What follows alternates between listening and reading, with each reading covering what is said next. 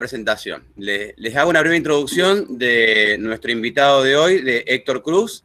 Héctor Cruz Acevedo, desde México, nos acompaña, es licenciado en Diseño Industrial por la Universidad Nacional Autónoma de México, máster en Creatividad para el Diseño por Instituto Nacional de Bellas Artes, diplomado en Gestión y Diseño y Creación de Empresas, profesor de la Universidad Nacional Autónoma de México y Universidad Tecnológica de México, y cuenta con 25 años de experiencia como diseñador, productor, project manager en las áreas de stand, punto de venta, mobiliario, residencial, comercial y escenografía.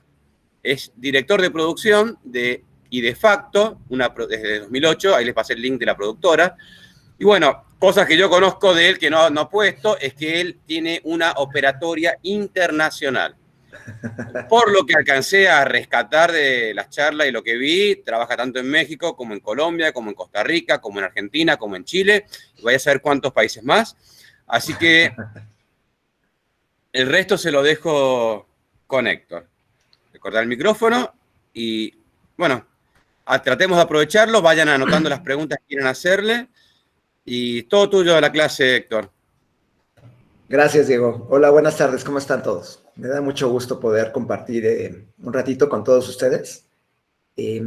América Latina para mí ha sido, además de un mercado de trabajo, una experiencia increíble poder compartir con gente que habla el mismo idioma que nosotros. Nosotros por cuestiones geográficas, los mexicanos tenemos una frontera inmensa con Estados Unidos y el 99% de nuestro intercambio comercial y cultural es con los gringos. Los mexicanos casi nunca volteamos hacia América Latina, lo cual es lamentable, ¿no? Yo, por cuestiones de trabajo, he tenido la oportunidad de, como ya les dijo Diego, visitar Costa Rica, Colombia, que es mi segunda patria, Chile. Este año teníamos que haber trabajado con Diego, precisamente en Mendoza, pero bueno, no fue posible debido a la epidemia, pandemia, o como le quieran llamar. Yo soy de formación universitaria diseñador industrial, y por formación personal soy un metiche. Me encanta meterme en las áreas de producción, en las áreas creativas, me encanta involucrarme con el área comercial, pero sobre todo, uno de los aciertos, yo podría llamarlo así, que he tenido durante mi desarrollo profesional, ha sido involucrarme con los clientes, con sus necesidades, con la imagen que quieren transmitir, por las promesas de sus productos, y eso me ha permitido trabajar principalmente en exposiciones y ferias. Con ramos de la construcción, me he metido también en la producción de espectáculos. He trabajado en 5 o 6 empresas, algunas muy, muy grandes a nivel latinoamericano, y desde el 2008 soy socio de IDEFACTO, que es un ensamble de ideas en el cual desarrollamos producción, nos metemos en el BTL, en los espectáculos, en el diseño inmobiliario, en ferias y exposiciones. Y bueno, como ya les dijo Diego, no nada más trabajo en México, trabajo en América Latina. En particular me interesa mucho trabajar en Argentina. Yo sé que muchos de ustedes saben que los mexicanos y los argentinos tenemos muchísimas cosas en común. Hay miles de argentinos en México. En Argentina creo que no hay tantos mexicanos, pero en México los argentinos tienen una tradición de venir a trabajar y de venir a compartir con nosotros desde 100 años, yo creo, tal vez un poco más, ¿no? Yo inicialmente estudié diseño industrial, lo cual ha sido el pilar de mi desempeño laboral. Sin embargo, pues porque me gusta, me involucro también en la parte comercial. De repente me toca tener que ir a visitar a algún director general o hacer la presentación comercial para alguno de los vendedores. Me toca atender a los clientes dentro de la producción, dentro de los montajes, y también me toca solucionar, como decimos aquí en México, los madrazos, ¿no? Los bomberazos de que a última hora las cosas no quedaron bien. Entonces me toca tener que ir a calmar a los clientes, a decirles qué fue lo que sucedió y qué es lo que vamos a hacer para corregir los errores. Creo que es un privilegio en 25 años no haber tenido una experiencia realmente grave. Es decir, sí conozco el fracaso, pero no el fracaso total. Conozco fracasos parciales y generalmente siempre podemos sacar las cosas adelante, ¿no? Con Diego mi experiencia fue sumamente grata. Yo a Diego lo conocí en Chile, en Santiago, en One and Beer se llama, ¿no, Diego? En una expo de algo, ¿de qué era? Label, ¿no? Algo de labeling, me parece. Llevábamos a unos clientes norteamericanos y... Label Summit Exhibition. Ándale, Label Summit. Como les decía, para nosotros trabajar con los norteamericanos, con los gringos, pues es algo de todos los días. En México, si te quieres desempeñar decentemente en los negocios, tienes que hablar inglés y tienes que entender la mentalidad de los gringos. Lo cual para nosotros, bueno, creo que ya empezamos a trabajar muy de la mano, a pesar de que somos culturas diferentes, gente muy, muy diferente. Pero ahora entenderme con la gente de Sudamérica, de América Latina, ha sido increíble. Ha sido enriquecedor. Me gusta conocer sus tradiciones y sobre todo me gusta mucho entender cómo trabajan. Si me ha costado 25 años de alguna manera trabajar de la mano con mis mexicanos, tiene 3 o 4 años que he empezado a trabajar en América Latina, pero ha sido también un aprendizaje increíble, ¿no? Diego, afortunadamente me puso al día de cómo son los argentinos en Argentina.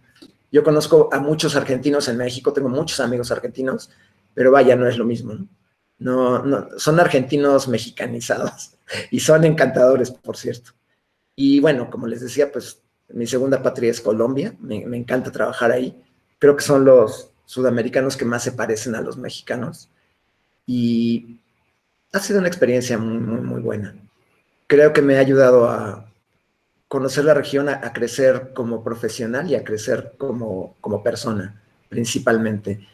Yo empecé en el negocio como diseñador, o sea, sentadito frente a mi computadora, desarrollando el 3D, desarrollando el AutoCAD, analizando las necesidades de los clientes a través de mails o de un brief escrito, y poco a poco la vida me ha llevado a abarcar prácticamente todos los aspectos de mi negocio, aunque yo estoy dedicado principalmente al área de producción, ¿no?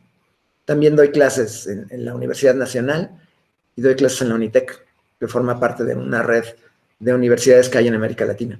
Creo que también hay un par en Argentina, no recuerdo muy bien. Y bueno, cualquier duda podemos platicar. A sus órdenes. Antes de pasar a las preguntas de los alumnos, ahí te quería tocar un par de temas, si nos podés explayar. Como te había comentado, ellos pertenecen a cátedras de proyectos y emprendimientos. La cátedra termina con justamente el diseño, el armado de un proyecto, un emprendimiento a partir de una idea. Yo trato el sentido, el objetivo de encuentros con personas de otros países, emprendedores de otros países, es que adquieran una visión internacional en el diseño de esos proyectos. Por ahí siempre hay una fuerte tendencia a desarrollar algo local y realmente el mundo hoy nos da unas oportunidades de operarlo internacionalmente. Así que antes de pasar a las preguntas, te quería pedir si nos podés comentar cómo empezaron la trayectoria internacional de la productora. Ok, de acuerdo. Mira, como bien lo dices, Diego, una empresa, una visión empresarial, o sea, a nivel personal o a nivel grupo, siempre nace de una necesidad. Muchas veces es una necesidad de un mercado. No sé, en la ciudad en donde vivo hay un déficit terrible por servicios sanitarios de calidad. O necesitamos proveedores de comida de tal naturaleza, o ha habido una expansión de la cultura peruana en nuestro país y eso ha detonado el desarrollo de tal y cual empresa, ¿no? Esa es una necesidad de mercado. Muchas veces una empresa nace de una necesidad personal. Eso también es válido. Yo soy buenísimo haciendo vino. Digo, ustedes que viven en una región eminentemente vinícola. Mi familia tiene un viñedo enorme. Hemos estado elaborando vinos a nivel artesanal durante 75 años. Le vendemos a los vecinos y a la gente de nuestra ciudad, pero el día de hoy tenemos la necesidad de crecer. Esa podríamos decir que es una necesidad personal. Personal como persona o como familia o como un pequeño grupo, ¿no? Una vez que ubicas de qué manera vas a lograr tu objetivo, ya sea a través de una empresa, a través de una comercializadora, a través de desarrollar un producto, a través de ofrecer un servicio, empiezas a crecer. Tienes tu primer cliente, tu primer año, experiencias buenas, experiencias malas, que eso es algo que evidentemente todos ustedes deben de estar preparados. No siempre vamos a tener experiencias, no quiero decir positivas, no siempre vamos a tener experiencias exitosas. Y muchas veces aprendemos más de los fracasos que de los éxitos. Los fracasos de alguna manera son más impactantes y te obligan a reaccionar muy rápido.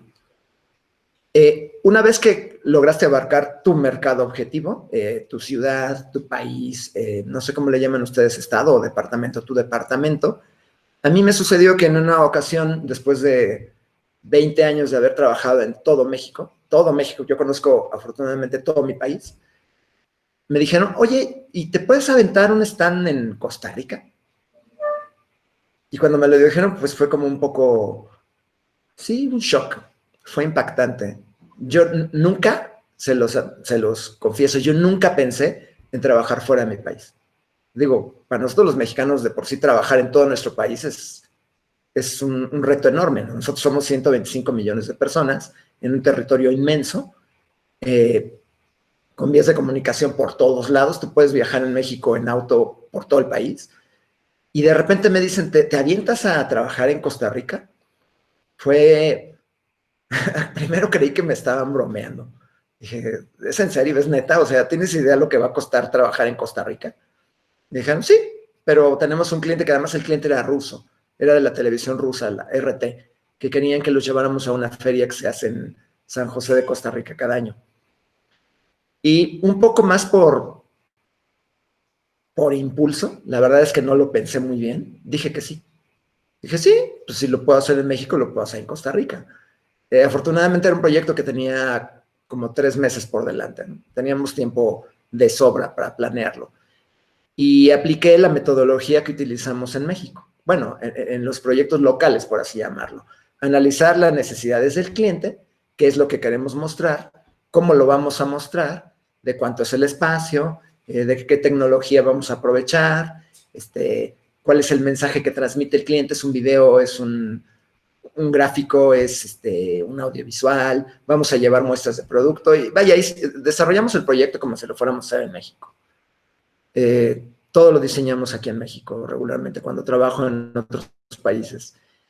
Y la parte complicada, pues era buscarnos un proveedor en Costa Rica, que afortunadamente, bueno, pues hablamos el mismo idioma. Costa Rica, San José está, me parece que está a 3 horas de la Ciudad de México en vuelo, es muy cerca, es como ir a Cancún. Entonces empecé a llamar a Costa Rica, empecé a buscar proveedores, empecé a mandarles un brief de lo que queríamos. Yo creo que debo haber convocado como unos 10 proveedores diferentes, que encontré en internet, por supuesto. Una vez que recibí sus propuestas, muchos ni siquiera me respondieron claramente respecto al proyecto, porque yo les di muy poca información. Pero analicé cómo me respondían. ¿Quién me mostraba una presentación profesional? ¿Quién me hablaba de sus objetivos y de sus logros como empresa? ¿Quién establecía empatía conmigo? Y obviamente también descarté a todas las compañías que vi, pues como decimos en México, patito, que me mandaban un PowerPoint que hizo alguien que no tenía ni buena ortografía ni tenía la más mínima idea de cómo comunicar una idea. Esos de plano los descarté, ¿no? O los que no sabían cómo abordar el proyecto, cómo establecer contacto conmigo, los que no me preguntaron nada. Y me quedé como con 5 o 6 proveedores que me pareció que comunicaban de una manera muy, muy propia sus ideas. Eso para mí es súper importante. Si una persona puede establecer contacto contigo, puede entender tus necesidades, yo creo que las puede desarrollar de manera eficiente. Cuando definitivamente te tratan como Juan de las Pitas, como cualquier otro cliente, no me dan confianza. una vez que elegí 4 o 5 proveedores locales, les comuniqué el proyecto. Les dije, mira, vamos a hacer un stand de, no recuerdo, creo que era de 6x2, vamos a comunicar esto y esto y esto. Yo te sugiero que utilicen este y este tipo de materiales y espero su propuesta económica, quedo a sus órdenes para resolver cualquier duda. Y vaya, de esos 4, 5, 6 proveedores, 3 me cuestionaron. 3 me dijeron, oye, ¿y qué pasa si en vez de utilizar, no sé, duela, utilizamos alfombra? O, oye, ¿qué tipo de acabado quieres para las paredes?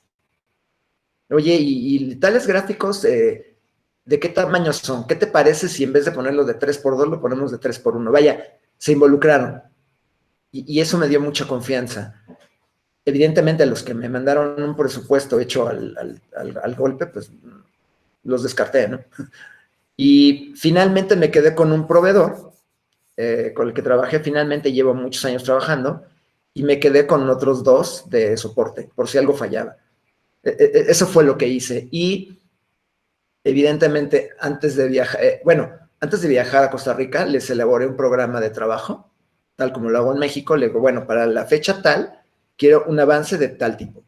Para la fecha tal, quiero que me envíen fotografías de toda la construcción y el día 3 de diciembre yo voy a estar en San José revisando lo que hicieron, revisando la calidad de su producción y si las cosas van bien, podremos montar 2 días después. Es decir, me cubrí con un día para corregir los errores. Digo, finalmente no era un proyecto realmente complejo, pero sí es complejo entender metodologías de trabajo que son diferentes a las tuyas, principalmente cuando yo he tenido 20 años trabajando con mi gente. Hay muchos colaboradores que han estado conmigo 15 años. Entonces ellos entienden perfectamente cómo quiero que me entreguen las cosas. Y es muy diferente cuando te vas a enfrentar a una cultura que no es la tuya, a costumbres de trabajo que no son los tuyos. Pero bueno, finalmente, con base al calendario y a los objetivos que yo había marcado en un principio, el proyecto transcurrió perfectamente. Sí encontré que en Costa Rica trabajaban las cosas de una manera diferente a como las trabajamos en México, lo cual es totalmente normal. Sus acabados eran muy diferentes, sus materiales eran diferentes y evidentemente sus precios eran, pero por mucho, muy diferentes a México. Costa Rica es mucho más caro que México. Costa Rica debe de ser el doble o hasta el triple de caro que México. Y ya cuando tuve la oportunidad de estar en San José, lo cual es una locura, porque en San José tú no puedes decir vivo en la avenida 10, número 290, tienes que decir vivo en la avenida 10, 500 metros al norte del Walmart.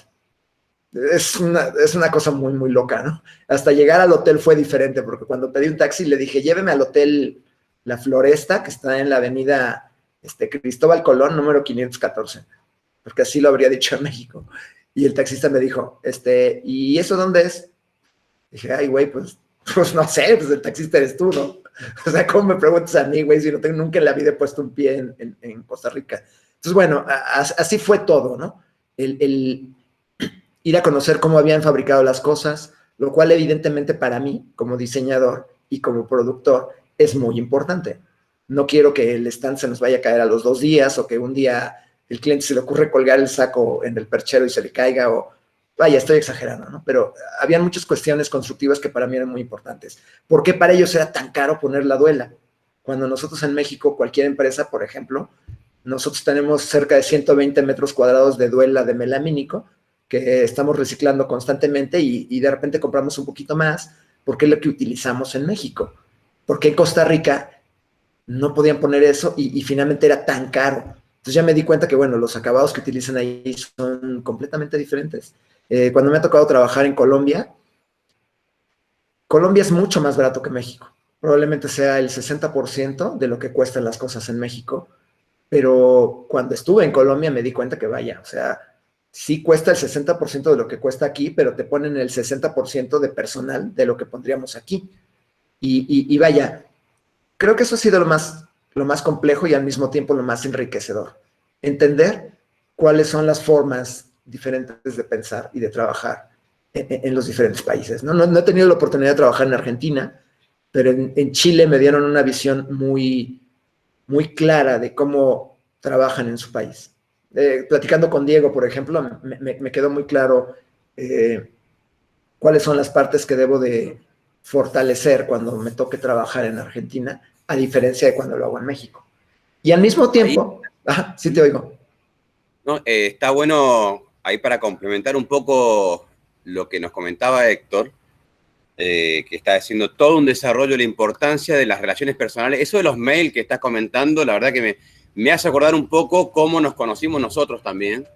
Les cuento la contraparte de esto. Mientras hacía el mismo proceso Héctor de buscar sus proveedores y contactos para Costa Rica y Colombia, hizo el mismo trabajo con Chile y Argentina. Y eso hay que estar atento a las oportunidades. Realmente cuando me pasa el diseño, Héctor, yo ahí empiezo a encajar veo así una firmita que decía Label Summit, digo, pero yo también voy a estar ahí. Entonces un poco ya empecé bueno, encajan demasiado las piezas. Vamos a hacer todo lo posible para generar el encuentro. Yo no, la verdad que no tenía una necesidad real de estar presente en la feria de Chile. Eso lo hablo, siempre estoy presente, pero una persona sin visión de un negocio de futuro podría perfectamente decir, me quedo trabajando, generando, si no es imprescindible, voy. Pero en la feria de Chile iba a estar Héctor, iba a estar mis clientes, que eran de Brasil, mis otros clientes desde Italia, mis clientes chilenos que querían trabajar en Mendoza y que me pedían charlas, y yo dije, no, voy yo a Chile y charlamos en persona. Eso gana muchísimo más. Yo hago lo mismo con mis clientes de Brasil. Yo a San Pablo he estado yendo 2 o 3 veces por año, por ahí solamente a decir que uno está. Cuando uno tiene un cliente importante, toda esta tecnología y demás todavía está a años luz de reemplazar la confianza que hay en el aspecto humano. Es importantísima la imagen, importantísima la trayectoria, pero muchas veces esa respuesta de la que habla Héctor es determinante. Yo, de hecho, justamente también elijo en base al proveedor que se involucra y que te dice, este está entendiendo el tema, me está entendiendo a mí y puedo confiar. Y en eso es el tema que hemos visto muchas veces, que lo llamamos las alianzas estratégicas, que es cuando uno diseña un proyecto, tiene que diseñarlo también en base a alianzas, no en pretender hacer uno todo, en tener toda la producción, en tener toda la distribución, en tener todas las maquinarias. Siempre hay que hacer asociaciones, alianzas estratégicas con gente de confianza. Y bueno, Héctor, ya con un temita más y pasamos a las preguntas. ¿Cómo te encontró esta pandemia y qué proyectos alternativos surgieron de esta tremenda crisis, hablemos entrillado, crisis y oportunidad? ¿Qué proyectos han surgido? Y bueno, suponte que estamos en vez de ser mis alumnos, tenemos un equipo de inversores. ¿En qué les convendría a lo mejor invertir en México o pensar en algo para proveer a México? Wow.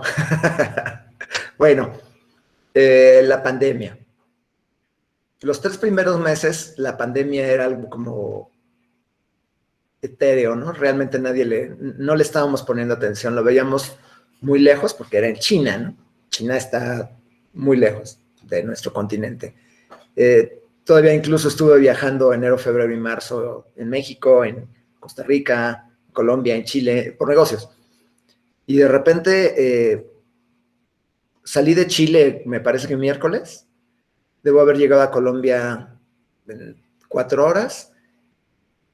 Y cuando empecé a ver las pantallas en el aeropuerto, me di cuenta que en verdad la pandemia era algo grave.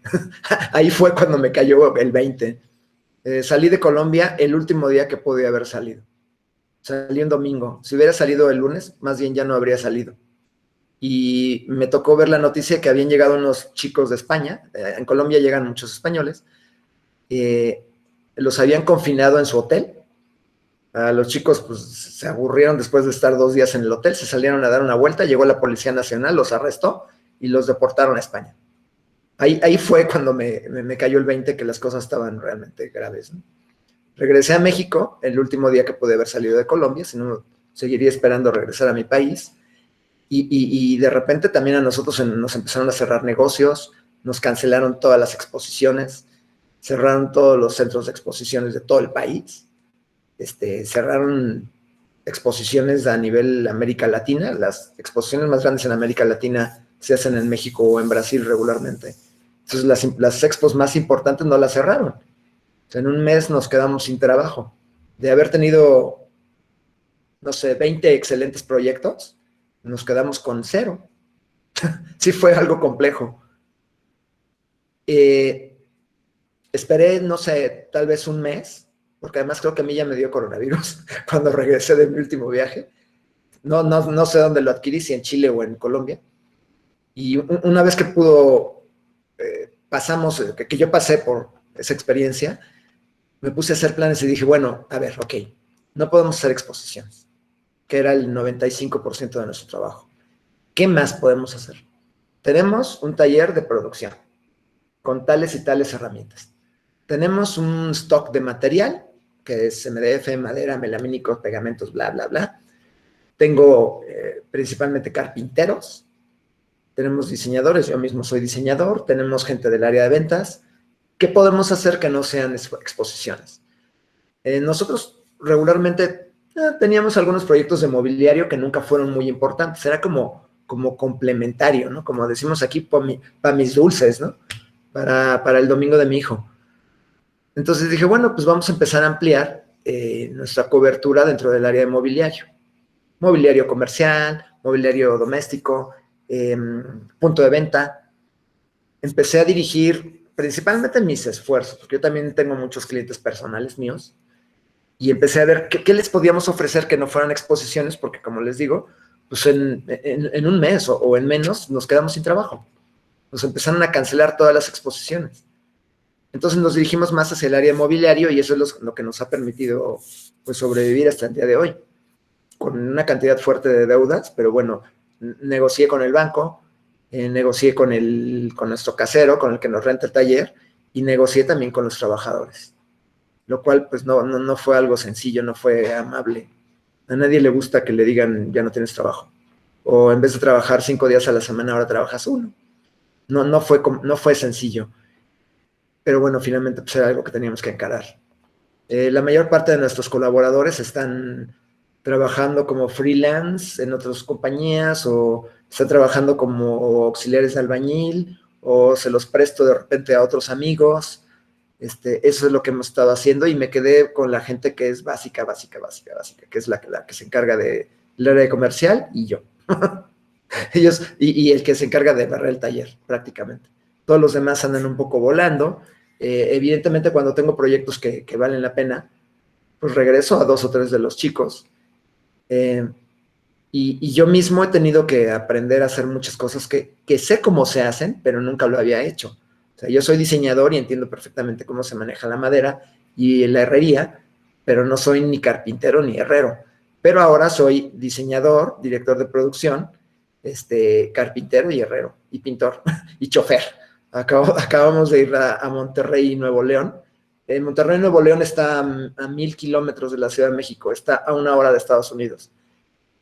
Yo conozco perfectamente esa carretera y ahora, pues, además de ser director de producción, fui chofer, lo cual fue una experiencia muy enriquecedora y tengo que estar consiguiendo gente en diferentes ciudades del país, evidentemente porque me sale mucho más barato contratar personal local que llevarme a mis chicos.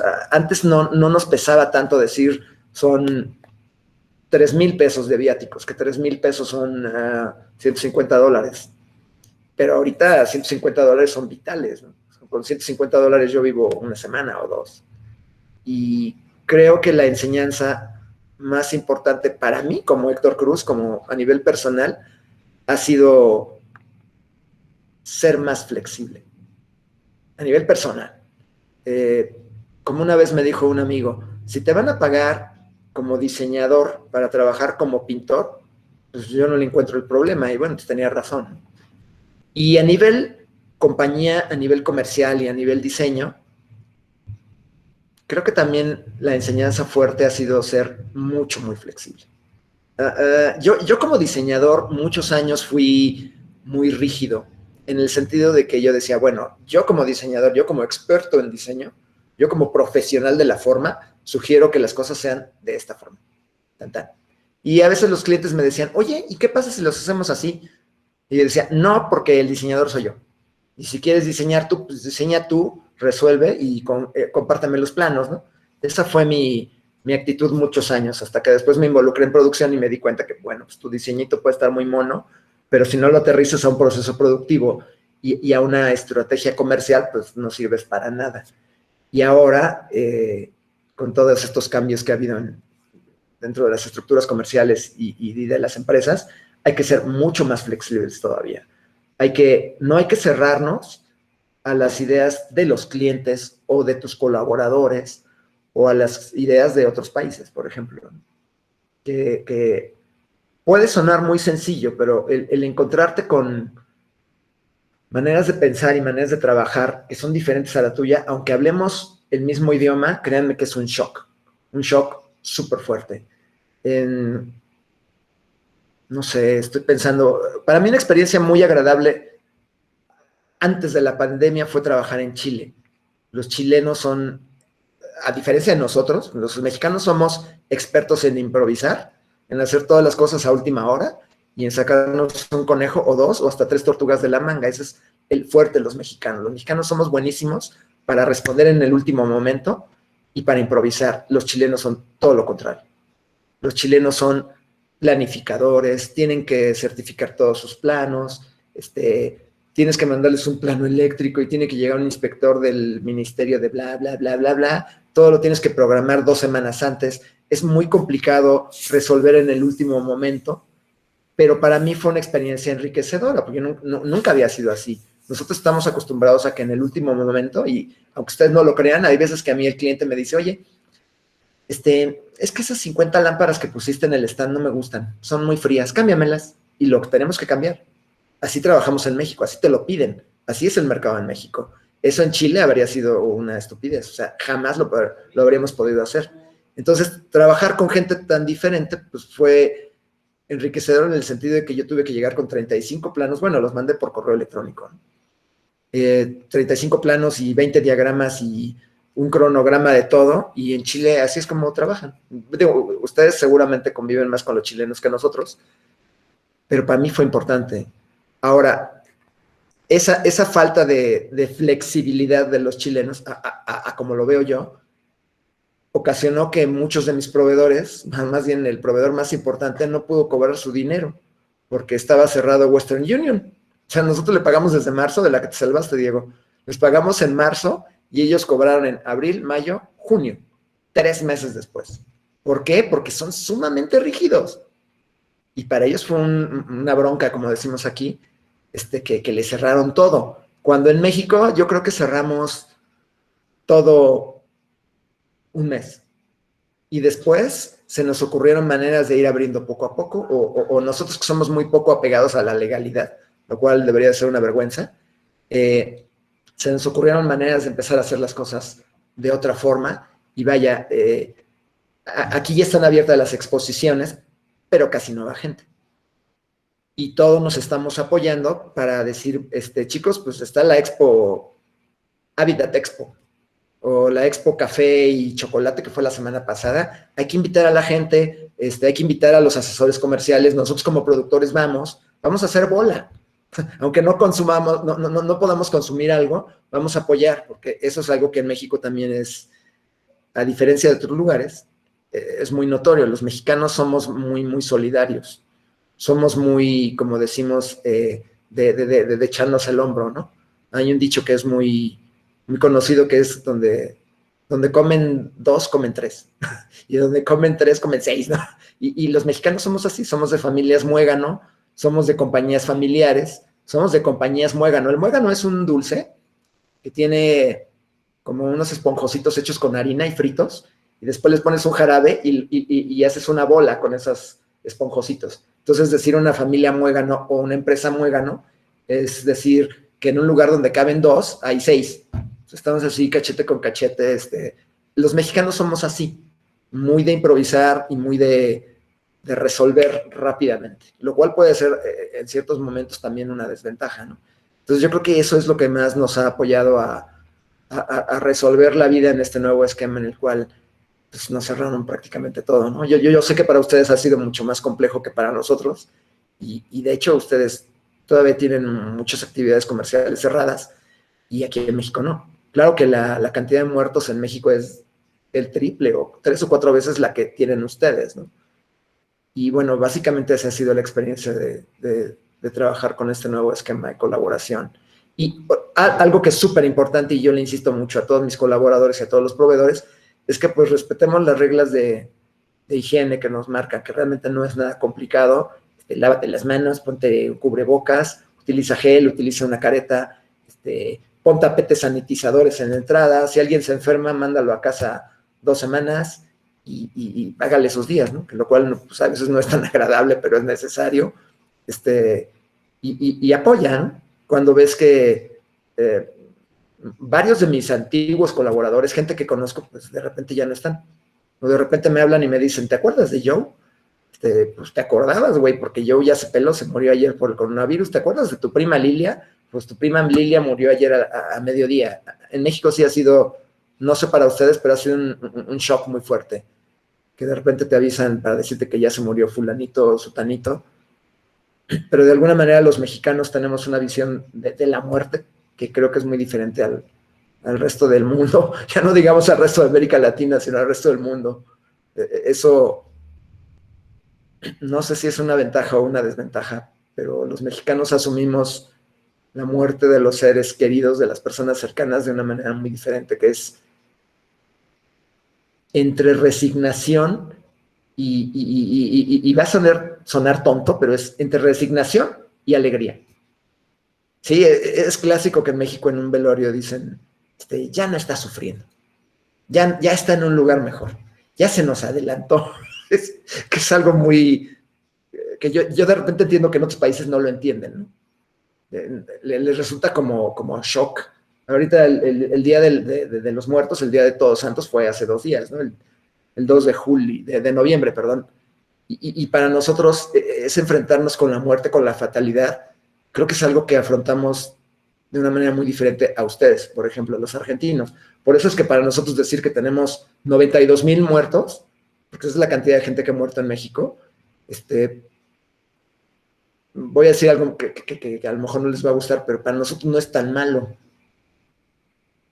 Simplemente pues es algo que asumimos muy diferente, ¿no? Y creo que eso es también uno de los aspectos que han sido importantes durante esta terrible pandemia. Terrible, en verdad. ¿Cómo ves, Diego? ¿Qué opinas? Espectacular. Sí. Sí, acá conocemos bastante el tema del Día de los Muertos y demás, bueno, por toda la cultura de las Catrinas y cosas acá. Bueno, es un mundo muy chico esto de estar conectado. Y México se siente muy cerca acá. En los memes también, fundamentalmente. Vamos a la segunda parte de la pregunta y ahí ya los dejo que te hagan preguntas. Vayan anotando preguntas que quieran pasar por el chat o le preguntan directamente por el micrófono a Héctor. ¿Qué oportunidades comerciales ves, comerciales de proyectos que entre México y Argentina? Y si te animás puntualmente con la zona vitivinícola de Mendoza, habías charlado vos que en México hay desarrollo de vinos. Bueno, Mendoza es muy fuerte proveedor y productor de todo lo que es la industria vitivinícola. Y bueno, también lo explayamos a otros lugares que vos digas, bueno, no, capaz que no tanto en México, pero en Costa Rica ahí se puede dar cierta complementariedad. Yo sé que se da con los vinos también y con Costa Rica. Pero bueno, te dejo, Héctor. Y con eso te liberamos. No te preocupes. Miren, perdón. Los lazos culturales y comerciales entre los argentinos y los mexicanos, no hablemos de países, hablemos de gente, no somos políticos, son fuertes. Para nosotros los mexicanos, los argentinos probablemente son los sudamericanos más cercanos, porque a ver, vamos a ver, ¿cuántos argentinos hay en México? En México. Según el censo, en el 2015 había 14,000 argentinos en México. No, 18,000, prácticamente son 20,000 argentinos en México. Yo sé que en Argentina debe haber como 1,000 mexicanos o menos. En el cine, en la época de oro del cine mexicano, hubo argentinos. No sé si ustedes conocen un actor que se llamó Wolf Rubinsky, Libertad Lamarque, el Che Reyes, para la mayor parte de mexicanos su acento, sus palabras, sus chistoretes son cercanos. No entiendo por qué, pero a los argentinos les gusta vivir en México. Y a los mexicanos ustedes nos cambian, las argentinas nos gustan mucho, y los argentinos también tienen mucho éxito, Diego.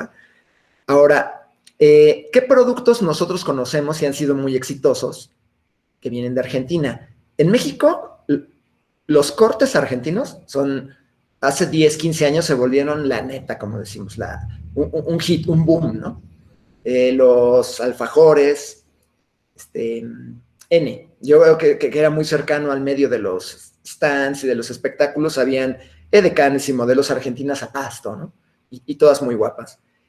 El vino argentino sí se conoce en México, pero creo que desgraciadamente no tiene el estatus que tiene, por ejemplo, el vino francés, o el vino español, o el vino italiano.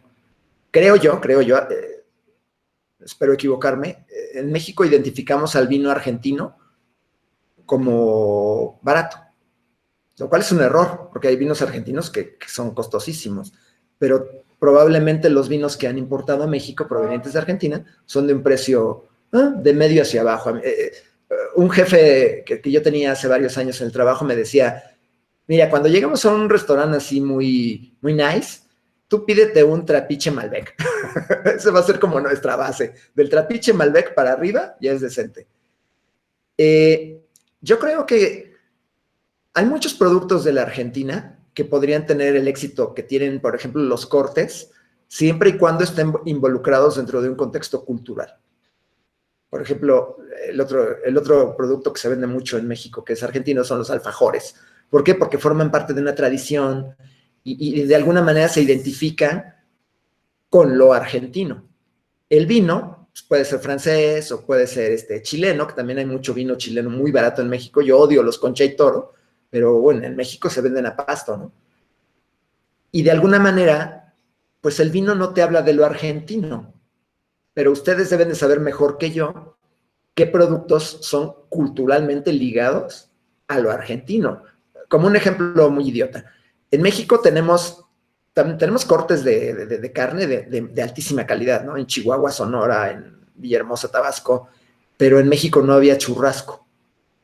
O no había, no sé si le dicen vacío o vacío. O no había entraña, que la entraña en México se llama rachera. O no había mollejas, la molleja se llamaba de otra forma.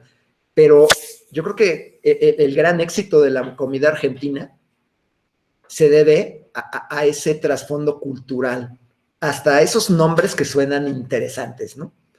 Que no es lo mismo decir una arrachera, que es un corte típicamente del norte de México, a que te digan, es entraña, o que te digan, es vacío, como le digan, ¿no? O el churrasco es así como, churrasco, ay, ¿eso qué es? ¿No? Suena interesante. O la chistorra, ¿no? Nosotros tenemos en México longaniza o tenemos chorizo, que es básicamente lo mismo que la chistorra, pero la chistorra se llama chistorra, es delgadita, se presenta diferente en mi falda, y de alguna manera estaba ubicada en un contexto cultural.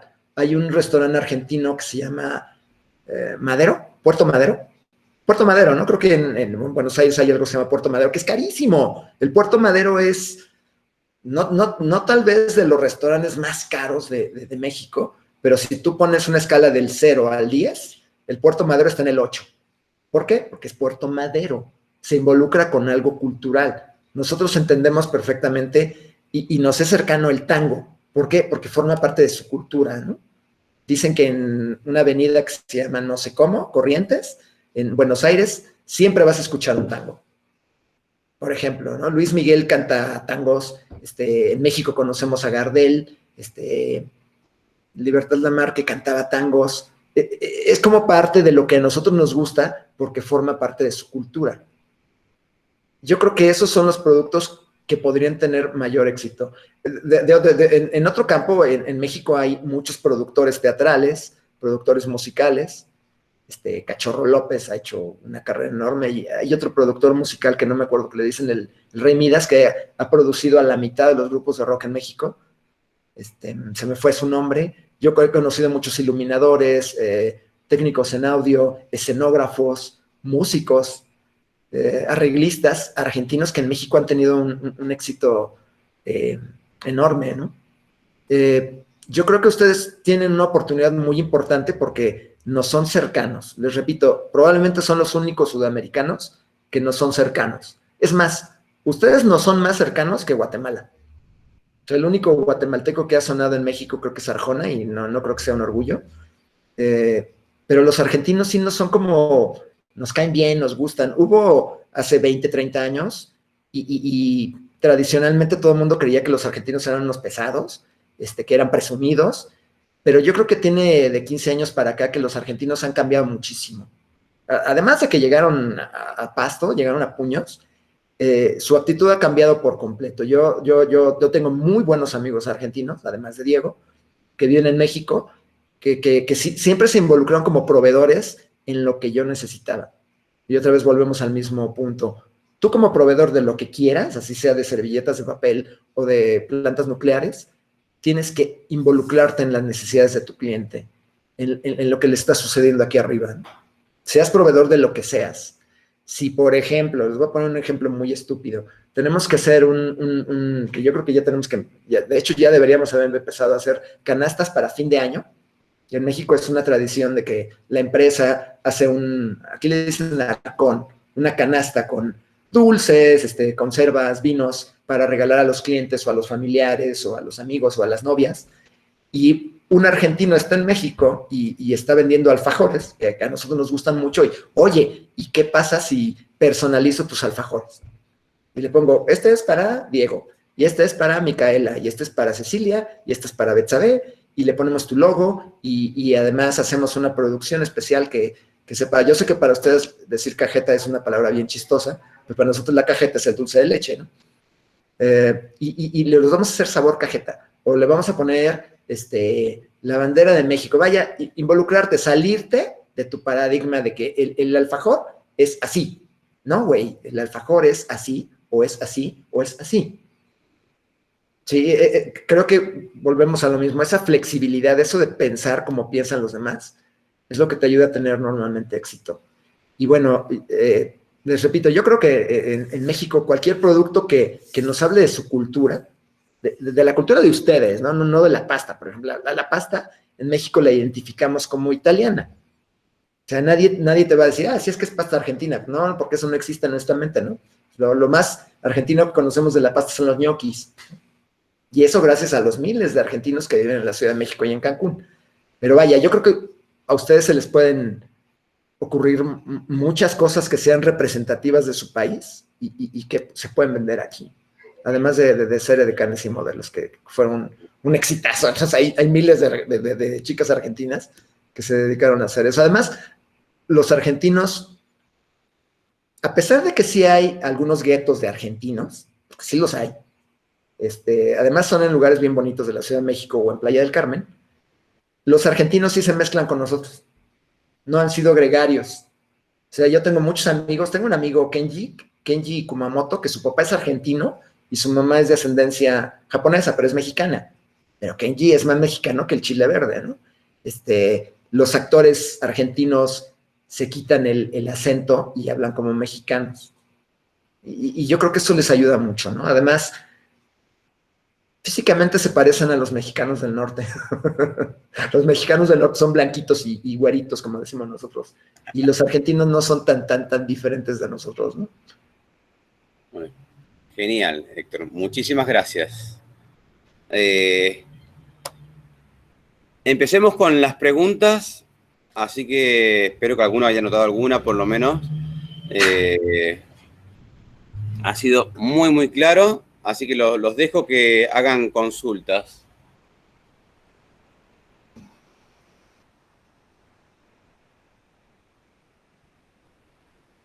Se escucho, ¿eh?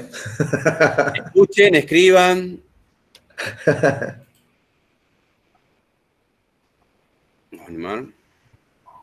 Marianela dijo, sentirse identificado con esas necesidades. Sí, totalmente, Marianela. Eso es básico en cualquier industria en la que te desenvuelvas, ¿no? Que te sientas identificado con las necesidades del cliente, ¿no? Eso es súper importante. A ver, ¿qué otros proyectos tienen en mente? ¿Qué les gustaría saber si compramos los mexicanos? Aquí, acuérdense que México es, junto con Brasil, bueno, después de Brasil, el mercado latinoamericano más grande del mundo. Sí, ahorita estaba platicando con Diego que en México la inflación es baja.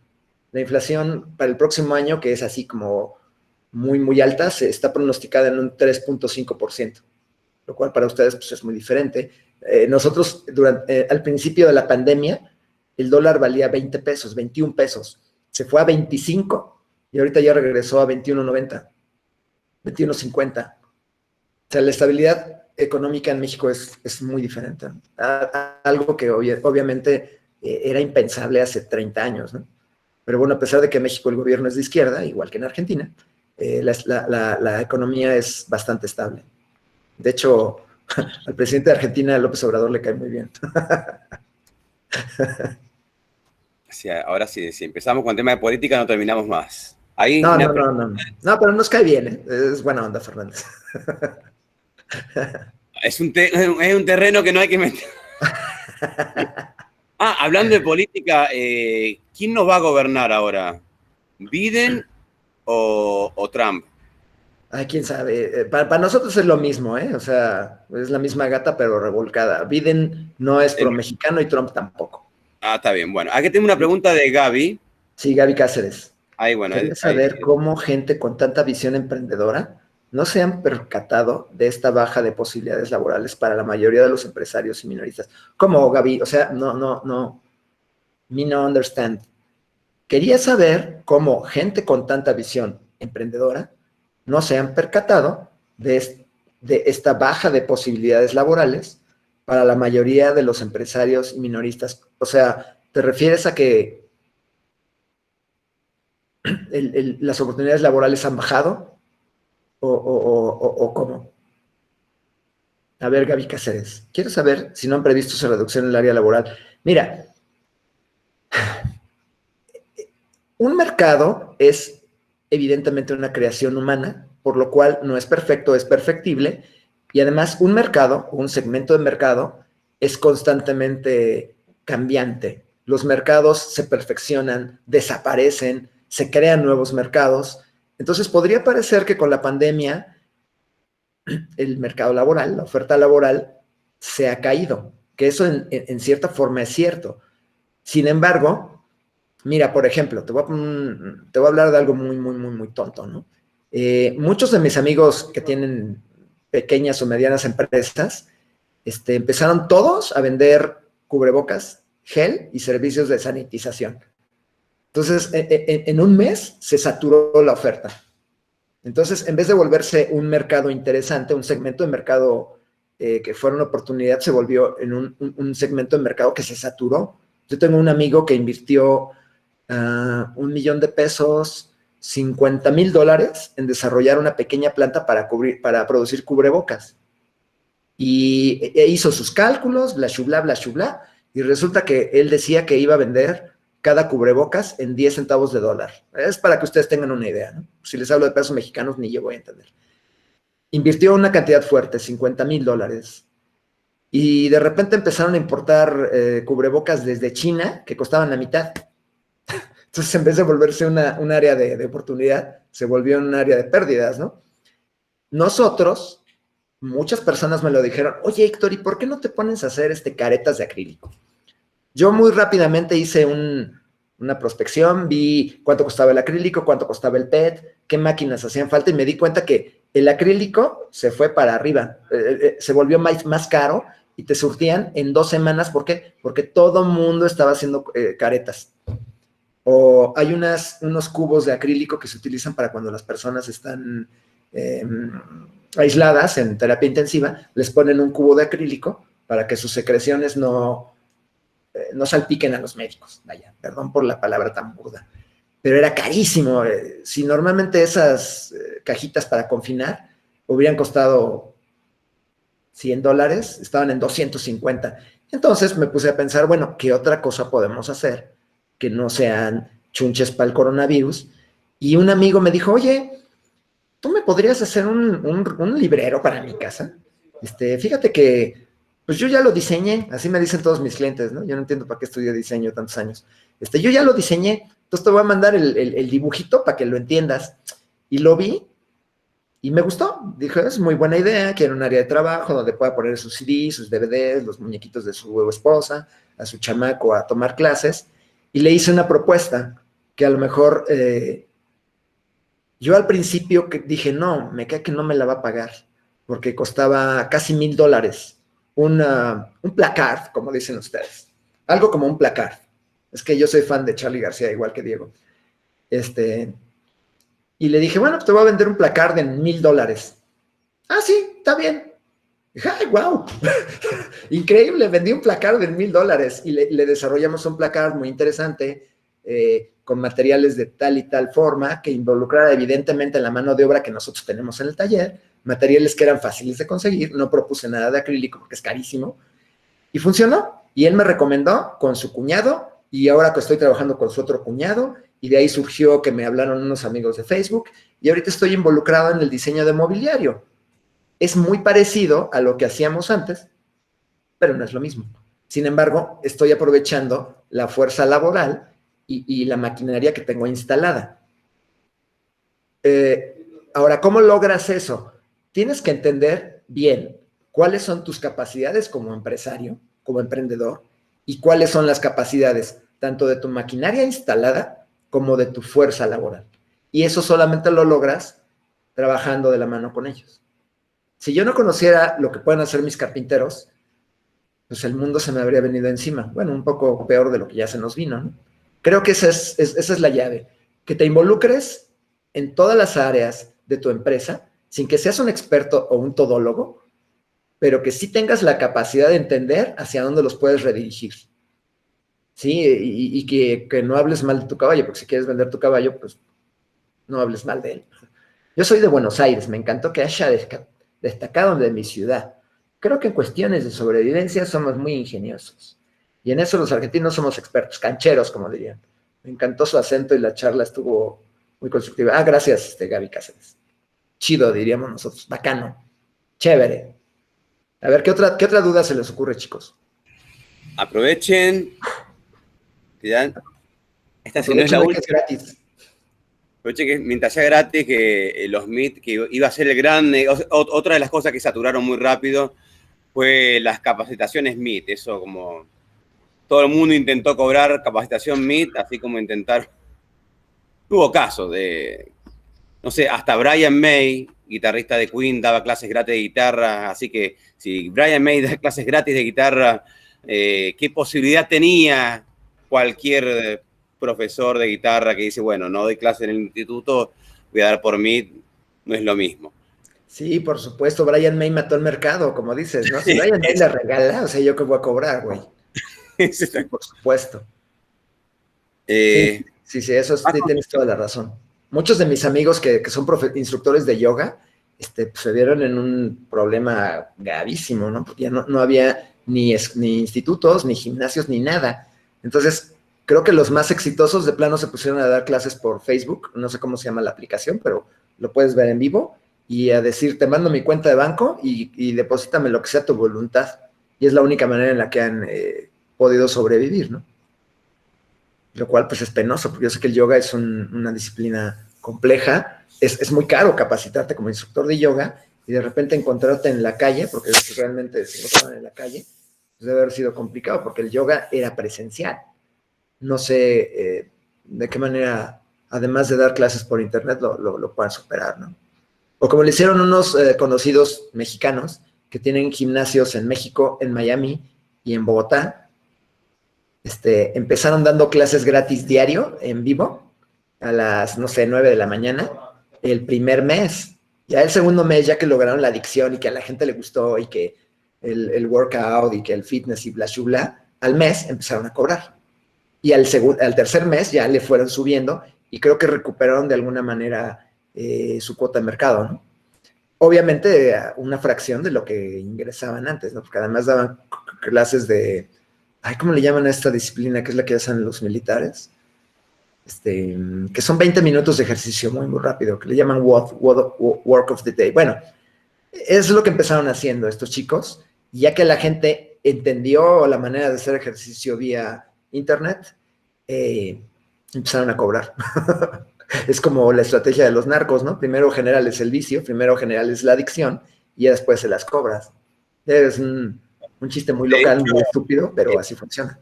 esa fue la estrategia de la mayoría de las empresas al principio. Dijeron esto, las que estudiaron bien de esto, ¿se acuerdan? Liberaron todo lo premium, lo pusieron gratis, hasta el porno. Y eso fue porque se dieron cuenta que nadie iba a pagar, entonces la estrategia, si no puedo vender, al menos voy a generar público para que después le pueda vender. Entendemos que siempre hace falta vender para que sobreviva cualquier organización. Pero cuando no es posible vender, bueno, pensemos en vender en una segunda o tercera o cuarta o quinta instancia, generemos público. Sí, claro, y además toda esta situación, tomen en consideración Gaby y todos los demás que, digo porque Gaby hizo una pregunta muy interesante, la única, por cierto, nadie estaba preparado para esto. O sea, nadie estaba preparado por una pandemia, ¿no? Esa era una película gringa y muy mala, ¿no? Donde los gringos salvaban al mundo en vez de tener 90,000 contagios diarios, ¿no? Pues los gringos están haciendo un papel, pues, ridículo. Esa es la verdad, están haciendo un papel terrible, ¿no? No han podido salvar a nadie, se les infectó hasta el presidente, la cantidad de latinoamericanos, sobre todo mexicanos y de negros que han muerto en Estados Unidos es bestial. O sea, no tenían nada preparado para esto. Ahora, si los gringos no lo tenían preparado, pues no quiero ser despectivo ni peyorativo, pero pues nosotros menos, ¿no? Nosotros como somos menos previsores y tenemos menos plata, pues nunca pensamos en una situación de esta naturaleza, ¿no? Esto era algo para lo que no estábamos preparados. O sea, imagínense decir, oye, pues te van a quitar toda la chamba 6 meses, güey. Pero, ¿y de qué voy a vivir? O sea, no era nada para lo que estuvimos preparados. No había ni siquiera seguros médicos para aguantar algo así. Entonces, evidentemente estamos enfrentando una situación para la que no existían ni protocolos, ¿no? Ahora ya firmaron un convenio entre el gobierno de México y el gobierno de Argentina para que en Argentina se desarrollen las ampolletitas que vamos a usar aquí en México para vacunarnos. Ese fue un proyecto que firmaron hace 1 o 2 meses, no sé si supieron. No recuerdo qué laboratorio fue el que hizo el deal, pero vaya, esa fue una manera en la que, al menos diplomáticamente, pues los gobiernos están tratando de arreglar las cosas, aunque hasta el día de hoy, pues nadie ha sido vacunado, ¿no? Entonces, ahora vamos a trasladar ese escenario hacia los pequeños empresarios. Nosotros, ¿qué estrategias podíamos haber tenido? Para mí y para Diego y para muchos de mis amigos, este habría sido un año excelente. Yo tenía que haber conocido Argentina, tenía que haber conocido Perú, y resulta que conocí, pues, mi bicicleta, ¿no? La reencontré después de 30 años, porque no hubo manera de enfrentar la pandemia más que en bicicleta, ¿no? Más que reduciendo tus gastos al mínimo indispensable. Creo que todo el aprendizaje que se ha generado durante la pandemia debe de partir necesariamente desde lo particular, desde cada uno de nosotros. Y eso lo vamos a traspolar hacia el medio ambiente empresarial y hacia la política. Pero el cambio tiene que ser necesariamente el personal. Mucha gente dice, no, es que hasta hay memes, ¿no? Que después de esto habremos cambiado y habremos entendido que la vida es etérea y bla, bla, bla, bla, lo cual no es cierto. O sea, a nivel general a todo el mundo le importa un pepino todo esto, ¿no? Lo que queremos es sobrevivir, pero sí tenemos que generar un cambio personal en la manera en que vemos las cosas y que hacemos negocios, que finalmente es lo que nos interesa en esta clase. Tenemos que cambiar nuestro enfoque y tenemos que ser, les repito, y perdón que insista, pero creo que es la verdad, sumamente flexibles. No casarnos con una sola idea, no poner todos los huevos en la misma canasta. Genial, Héctor. ¿Hay alguna otra pregunta que quieran hacer? Cecilia, que te vi ahí muy interesada. ¿Querés cerrar alguna preguntita? No Franco, te ríes, Cecilia. Se te adelantó. No estás pensando, Cecilia, porque ya te nominé.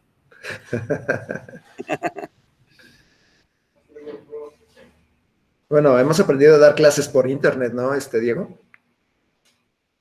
Ha sido súper complejo. Ahí escribió una pregunta Franco. Dice, ¿la quieres leer? Si tuvieras la oportunidad de introducir tu producto o servicio al mercado argentino, le conviene introducir. ¿Cómo te impactaría nuestra situación económica a tus productos y servicios? Bueno, eso que dices es sumamente importante y parte de algo que se llama estudio de mercado. O sea, yo no puedo vender... Hay un mexicano que está haciendo lo he leído, está haciendo un negocio súper importante en Argentina y está vendiendo salsas mexicanas. Él fue a hacer una maestría, un doctorado, un diplomado a Argentina, se dio cuenta que a sus amigos les encantaban las salsas mexicanas que preparaba en su casa y emprendió un pequeño negocio en el que está fabricando salsas, que nosotros los mexicanos no podemos vivir sin salsa picante, o sea, es como el chimichurri, ¿no? Es más que el chimichurri. Ustedes tienen chimichurri, nosotros debemos tener, honestamente, como 500 variedades de salsas diferentes, de diferentes chiles, de diferentes tomates, jitomate o N cantidad, ¿no? Ahora, este mexicano se dio cuenta en primera que un argentino jamás habría podido soportar comer la salsa que comemos nosotros. O sea, lo matas, lo dejas en coma o te demandan porque le hiciste un hoyo en el estómago. Entonces le bajó muchísimo el picante, mantuvo el sabor y, más importante, se dio cuenta por su experiencia en México que hacer salsa no es caro. O sea, nosotros los mexicanos, un vasito de salsa que compras donde venden las tortillas te debe de costar $0.50. Que bueno, yo no entiendo muy bien cómo está eso de la cotización, pero el precio era algo equiparable a lo que ustedes pueden gastar en un aderezo para su comida. Ahora, si yo pensara en venderles un stand en 100,000 pesos, son $5,000. Si yo pensara en venderle a un cliente un stand en $5,000 en Buenos Aires, pues me estoy dando un balazo en el pie, o sea, nadie lo va a pagar. Eso no existe. Es el doble o el triple de lo que ustedes normalmente gastan. Entonces, ¿qué tendría que hacer? En primera, ver la manera de equiparar mis precios a los que tienen ustedes. Eso es básico. A menos que fuera un producto suntuario, un producto premier, élite, como sucedió, por ejemplo, con los cortes argentinos. O sea, yo sé que comer en Argentina es muy económico respecto a los precios mexicanos. Ustedes se pueden comer un buen corte y un tinto muy decente, por lo que nosotros nos compramos 2 quesadillas. En cambio, los cortes argentinos en México, como venían del extranjero, como era algo exótico, se venden carísimos, se venden en 8 veces lo que ustedes se gastan. Entonces, mi estrategia sería hacerlo al revés. En vez de que sea suntuario, hacerlo popular. Utilizar ingredientes o materiales locales, con lo que pudiera yo lograr una calidad similar a un precio que ustedes pudieran pagar. O, por el lado contrario, volverlo suntuoso, envolverlo en un ambiente de lujo, de glamour, volverlo aspiracional. Esa sería la otra solución, ¿no? La vida en México sí es más cara que en Argentina. Sin embargo, yo he podido ver que hay muchas cosas que se pueden hacer localmente en Argentina con acento mexicano a un precio sumamente accesible. Igual que los muchos argentinos que han emprendido sus negocios de comida, que es lo que más se vende en México, hecho por argentinos, a un precio muy, muy, muy razonable, ¿no?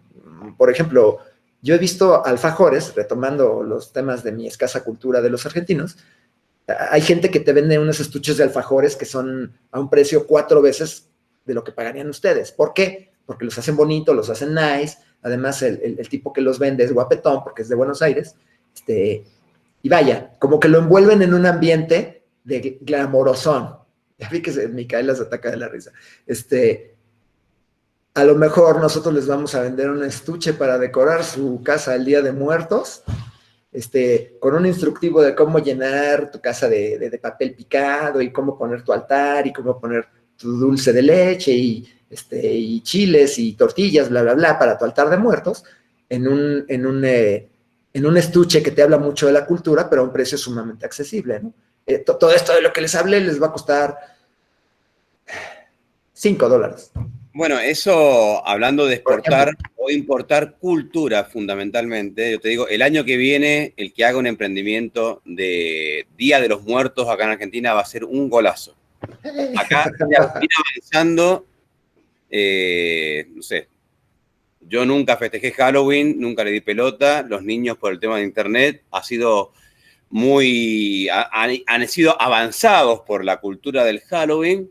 Y este año que han estado comiendo internet a niveles brutales, este año ha sido un Halloween como nunca ha habido Halloween mezclado, combinado con Día de los Muertos, porque también hubo cosas así. Entonces hay un interés muy grande, satisfecho con lo que está más a mano, así que ha sido lo que uno ha visto por internet, pero no hay una cultura grande de proveer todavía o de imponer esto. O sea, está como bien dijimos alguna vez en las etapas de un emprendimiento o proyecto, en ese momento en que está a punto de despegar.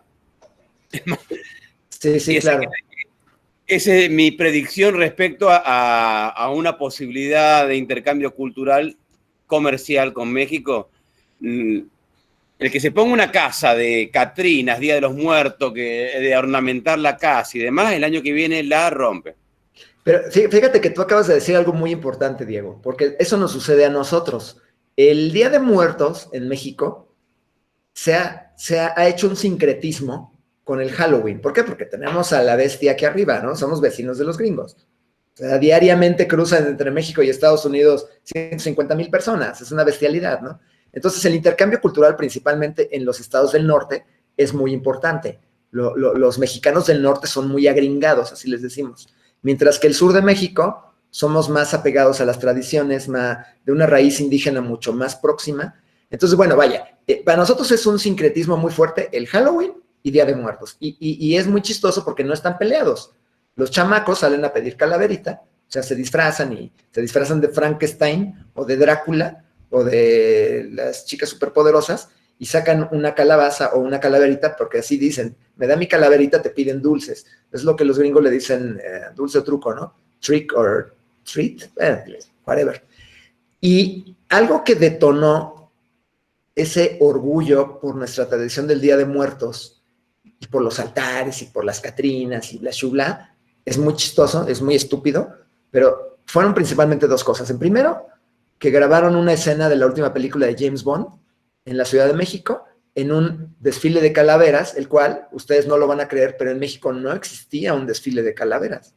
El desfile de calaveras lo inventaron para la película de James Bond. Y fue tan exitoso que ahora cada año, después de la película, se hace un desfile de calaveras. Y al otro día se hace un desfile de zombies. Seguimos con ese sincretismo que los mexicanos manejamos tan rápido. Y el otro detonador fue la película esta malísima bueno, yo la considero malísima, pero ahora a quien le guste, la película de Disney que se llama Coco, que eso fue lo que ayudó como a exportar la tradición sí, ahí dice Marianela, sobre todo la película de Coco, nos mostró un poco sobre el Día de los Muertos, hermosa y sobrenatural cultura mexicana. Sí, efectivamente, Marianela. Eso fue otra manera de comunicar. Van a tener que abrir el micrófono porque la mayoría son de Mendoza, nos está poniendo Héctor acentos extranjeros. Es que ese es el que conozco yo. Acento porteño. Me está poniendo acento porteño y hay gente, acá el curso hay gente de varias provincias, pero la mayoría son de Mendoza. Bueno, efectivamente, la película ayudó a mostrar. Ahora, no lo hizo de una manera adecuada, según yo, pero hay mucha gente a quien le gusta, ¿no? ¿Por qué? Porque te envuelve todo esto en esa dicotomía que maneja Disney de los buenos y los malos. Y los buenos se tienen que madrear con los malos y tienen que matarlos, y los malos no tienen una oportunidad de redimirse porque los malos se tienen que morir. Así, en pocas palabras, sean latinoamericanos, sean mexicanos, sean negros o sean afganos. Que eso es terrible, ¿no? Entonces, eso es lo que a mí no me gusta. ¿Por qué tienes que pelearte con eso? Pero bueno, eso es bronca de Disney y de la gente que consume sus cochinadas. Pero sí, de alguna manera, comunicó al resto del planeta esa visión que tenemos nosotros de que la muerte es algo con lo que convives. Hay no sé si ustedes alguna vez han visto una escultura prehispánica, el libro de la vida, sí, cierto. Sí, eso era un poco mejor. No sé si ustedes han visto una escultura prehispánica de las culturas antes de los españoles, que es un cráneo y luego está una figura con los músculos, una figura descarnada, y al final está una figura ya con la piel. Es una figura hecha en barro que pertenece, me parece, que a las culturas del centro, a la cultura mexica, que te habla de esa manera en la que nosotros percibimos, bueno, los antiguos mexicanos y los actuales mexicanos percibimos ese coexistir con la muerte, ¿no? La muerte no es algo terrible, irremediable y ya se acabó y puta, qué horrible, qué depresión. No, la muerte es algo con lo que vives. Y los muertos te van a visitar y vas a estar constantemente compartiendo cosas y vigilan tu vida, y que es algo que, bueno, a lo mejor, digo, a mí por formación, pues yo así entiendo la vida, ¿no? Y yo entiendo también que hay culturas que pues no entienden eso, o sea, no lo ven de esa manera, ven la muerte como el fin, ¿no? Chin, se acabó la carretera, sale bye, dead end, como dirían los gringos, ¿no? Para nosotros no, para nosotros es una manera de trascender algo que sigue coexistiendo. Y sí, tienes toda la razón, Diego, y lo voy a tomar en consideración para el próximo año. Voy a hacer el kit para que todos ustedes hagan su altar de muertos en su casa, porque no nada más tiene que ver con la Catrina. La Catrina es una figura que se crea a principios del siglo XX, a principios de 1900. Es un grabado que se llamaba La Calavera Garbancera y te hablaba de la sociedad que era sumamente afrancesada, de la gente rica. Eso es lo que representaba la Catrina. La desarrolló José Guadalupe Posada, que era un grabador. La ofrenda de Día de Muertos sí se identifica con eso, pero hay muchos otros elementos que digo, con todo gusto les puedo compartir después, en el que tú, en la ofrenda, estableces los diferentes niveles del inframundo. Pero sí, acá va a la necesidad y la flexibilidad del cliente. Para venderla a la Argentina, claro, vas a tener que hacer una mezcla de Catrinas con Coco y Frida Kahlo. Eso. Sí, por supuesto. Pero también debe de contener la parte cultural tradicional, que es, debes de poner tantos niveles, y en este nivel pones las ofrendas, en este nivel pones las veladoras, en este nivel pones las fotos, y en este nivel pones la foto del difunto reciente, o a la Virgen de Guadalupe, o a San Martín Caballero, o whatever, ¿no? Porque, digo, probablemente ustedes no lo sepan, pero la ofrenda tiene estratos. Sí, entonces la Catrina forma parte de la iconografía, pero no forma parte de la ofrenda. Pero bueno, como tienes toda la razón, Diego, vamos a tener que involucrar a Frida y a la Catrina y al Chapo Guzmán, por decir algo. Fundamental, sí, las series también. Sí, bueno, sí, claro. ¿Tenemos alguna otra pregunta antes de despedir a Héctor y ponernos en las consultas ya de cátedra del proyecto final y demás? Que ya estás invitado a seguir, pero si te quieres, ya no somos protagonistas. ¿Alguien tiene otra pregunta más para nuestro invitado? Aprovechen, gratis. Acento porteño. Ya ven, es que así identificamos a todos los argentinos, perdón. Hay otra pregunta de Franco González. Sí, suponiendo que tu producto o servicio tendría éxito, ¿te arriesgarías sabiendo que nuestra economía está cada vez peor y cada vez surgen nuevas limitaciones hacia esta por parte del Estado? Mira, los mexicanos que nacimos en los 70s estamos acostumbrados a vivir en un mundo en crisis, en un país en crisis, en una casa en crisis, en una familia en crisis. Los mexicanos, hasta últimamente es que nos hemos despegado esa idea de la crisis. Los mexicanos estamos acostumbrados, bueno, sobre todo las clases populares, las clases menos favorecidas, que en México son 60 millones de personas. O sea, son más que los argentinos. Hay más pobres mexicanos que argentinos. A ese tamaño te lo digo. Entonces, los mexicanos de las clases menos favorecidas, o los que hemos estado en contacto con la vida en las pequeñas ciudades, sabemos que, aunque no lo creas, Franco, tener zapatos nuevos es un lujo. Así sean unos zapatos que te van a durar 2 meses por la mala calidad. Comprarte ropa de marca es un lujo, porque normalmente los hermanos heredaban la ropa del hermano mayor.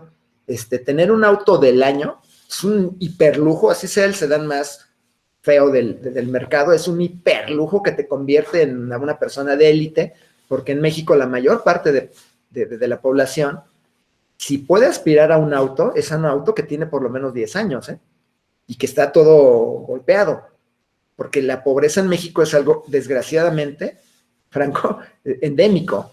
Entonces, nosotros estamos acostumbrados a convivir en ese medio ambiente no quiero llamarlo, pero no me va a quedar de otra, de pobreza, de productos de mala calidad, pero de un precio sumamente accesible. Entonces, yo no veo como un impedimento que la economía de tu país, ustedes tengan la percepción de que cada vez está peor. Nosotros estamos acostumbrados a tener productos muy, muy económicos, ¿no? De hecho, tú en México puedes comer con $3.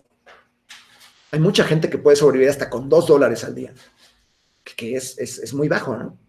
Pero en México no lo ves como parte de una pobreza extrema, lo ves como parte de una realidad que existe todos los días, ¿no?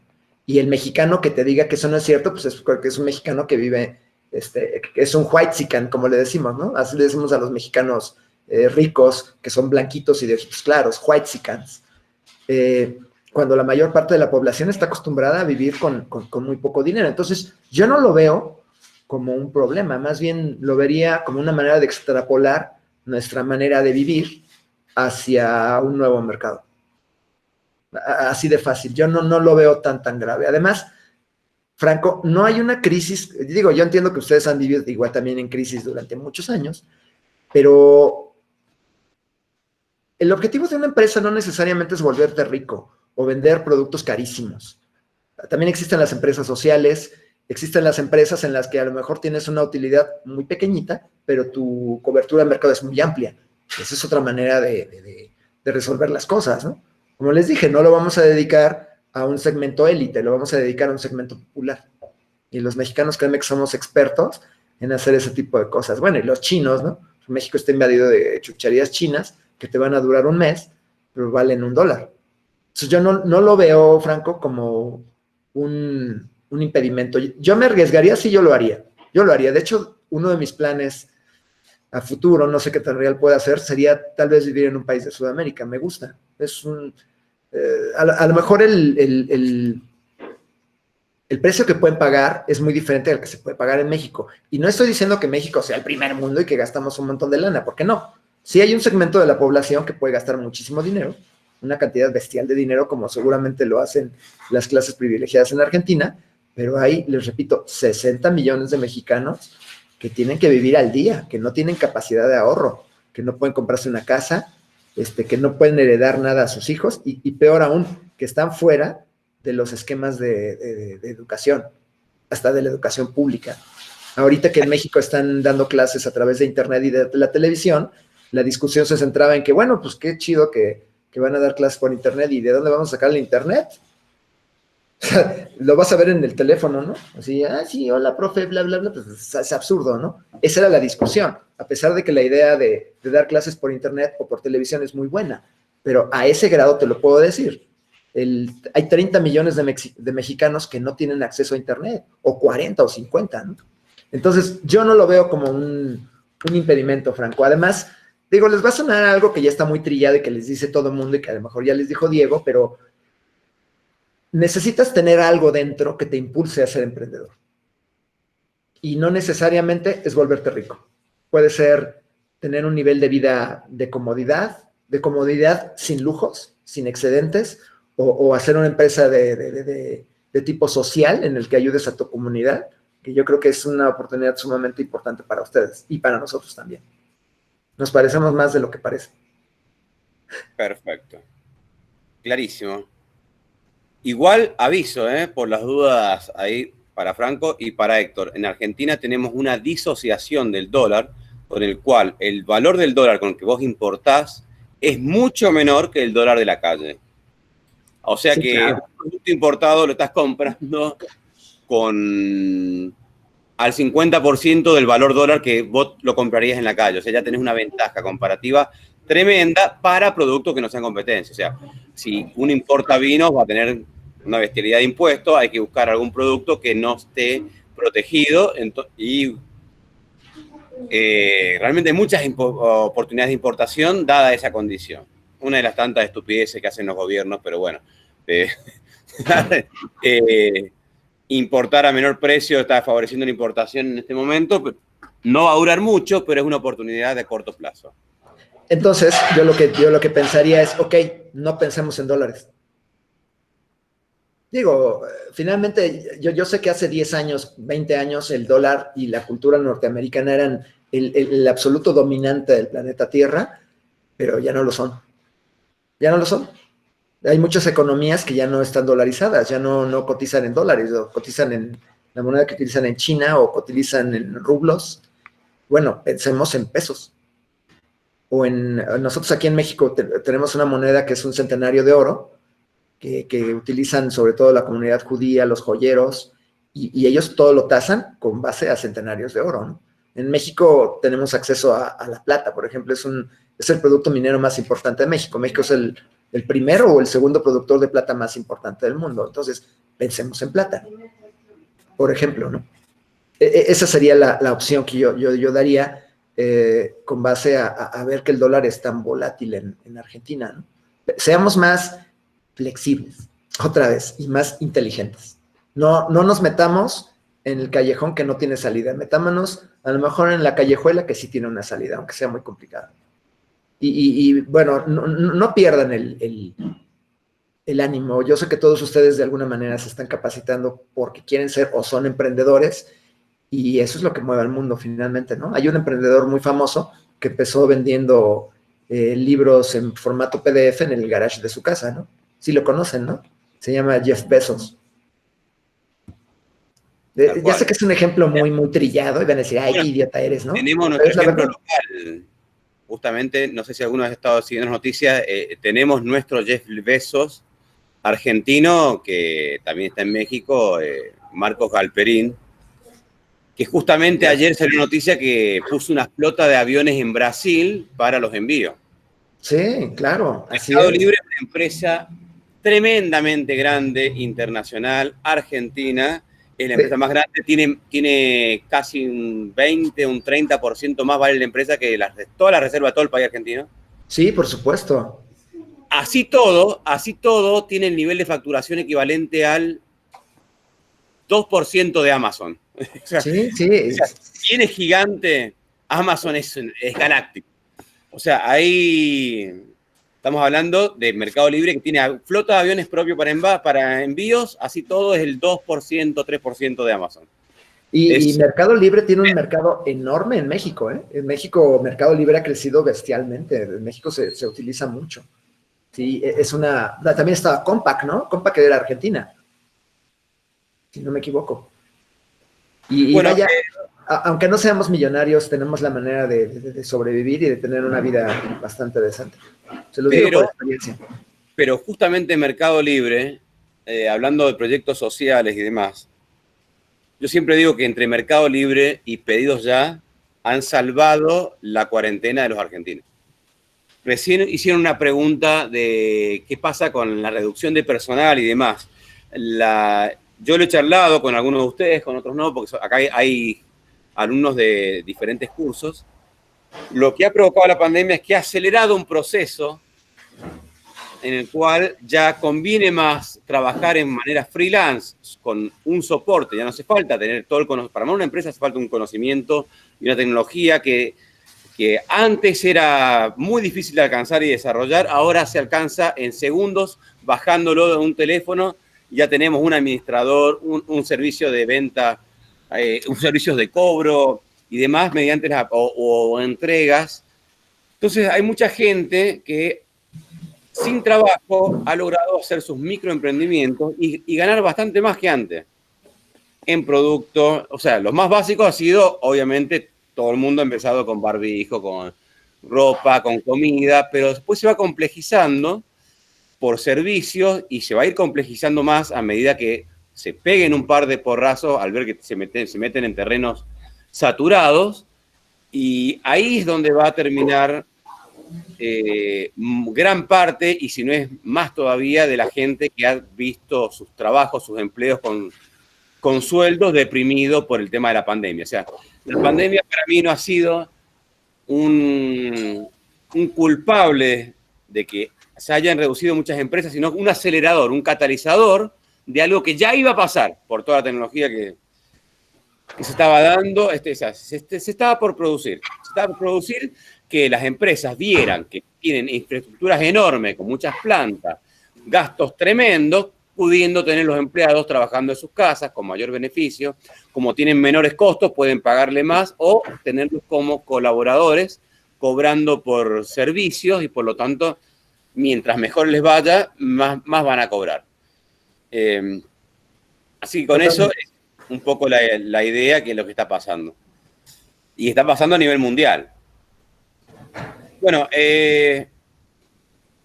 vamos a decirlo por última vez. Si no hay más consultas, ya lo liberamos a Héctor. Y me pongo a hacer mi kit de Día de Muertos. Hecha. De Día de Muertos. Tal cual. Ahora, bueno, para el carnaval es tal cual. Hay mucha fecha, hay que pensar algo continuado. Sí, claro. Bueno, aquí también hay carnavales, pero no son tan fuertes como los de Sudamérica. Son más como locales. Bueno, ya vamos a exportar carnavales allá. Hay que exportar cultura. Eso es un tema que trabajenlo así. Es el eje, lo que se ha charlado acá, de todo lo que hemos charlado, que ha sido sumamente enriquecedor para mí. Estoy seguro que para ustedes también. Quédense con ese concepto para trabajar. Todo lo que sea una necesidad para satisfacer, piénsenlo en un proyecto cultural. Ustedes están dando un producto, un servicio cultural, tremendamente cultural. Por supuesto. Involucra la relación humana, justamente, también. Porque también es el atractivo, es esa forma, esa relación que hay entre las personas que provoca ese intercambio cultural, hace que el producto o el servicio sea una excusa para intercambiar cultura. Sí, y futbolistas, porque en México también está plagado de futbolistas argentinos. Muy buenos, por cierto. Muchísimas gracias, Héctor. Nos vemos. Saludo de la gente. Y bueno, ahí tenemos unas palabritas de Marianela, todas tuyas. Muchas gracias, Héctor. Lo digo porque esto queda grabado, se queda mejor grabado. Muchas gracias, Héctor, dice Marianela. Saludos y gracias por compartir con nosotros tu sabiduría y la manera de ver las oportunidades y la visión sobre todas las cosas. Gracias a ustedes. Estoy a sus órdenes. Cualquier consulta o me quieren preguntar algo a través de Diego, sin problema. Que estén muy bien, chicos. Bye. Wilén, gracias, Héctor. Entretenida la charla. Milagros, dice gracias, Héctor. Gracias a ti también, Milagros y Hernán. Hernán, gracias. Virginia, muchas gracias. Súper interesante. Yo lo repito como loro porque, porque esto se está grabando y el chat no se graba. Así, es una de las cosas que podríamos pedirle a Meet que mejore, que haga una pantalla con el chat, no que lo largue al costado. Franco, muchas gracias. Gracias a ustedes. Bueno, cuídense. Bye, Ana. Ana, otro gracias. Así que bueno. Empezamos entonces. Ahora voy a dejar de grabar y va a quedar esto como material de la cátedra. Muchísimas gracias, amigazo. Nos vemos en algún momento.